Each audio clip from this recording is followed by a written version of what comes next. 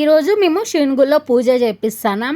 And గలస్తంభం ప్రతిష్టాపన రోజునే కొత్తవి కొన్ని విగ్రహాలు 4-5 విగ్రహాలు అయితే గుళ్ళో ప్రతిష్టాపన జరిగిందనమాట.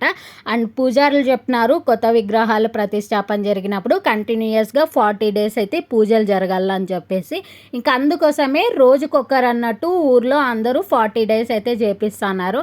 అట్లనే ఈరోజు మేము చేపిస్తున్నాం. అండ్ ఆల్మోస్ట్ స్వామినే అంతా రెడీ చేసుకొని వస్తాడనమాట. మేమైతే ఊరినే జస్ట్ బేసిక్ థింగ్స్ తీసుకొని పోతే సరిపోతుంది. ఇక్కడైతే మిడిల్ క్లాస్ థింగ్స్ జరుగుతాయి. మా చేతిలో ఎన్ని డబ్బులు ఉన్నా మా నాన్న మంగళారతికి డబ్బులు ఇస్తాడనమాట. అండ్ చిన్న కూతురికి ఎక్కువ ఉంటుంది యాక్చువల్గా.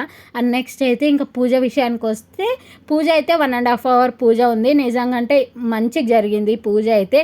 మీకు ఫుల్ వీడియోలో అయితే అన్ని విగ్రహాలు చూపిస్తా. అండ్ ఈ వీడియోలో అయితే నందిని చూసేయండి. నంది అయితే చాలా పెద్దది, వీడియోలో కొంచెం చిన్నగానే కనిపిస్తుంది అనమాట. Thank you for watching. Bye bye.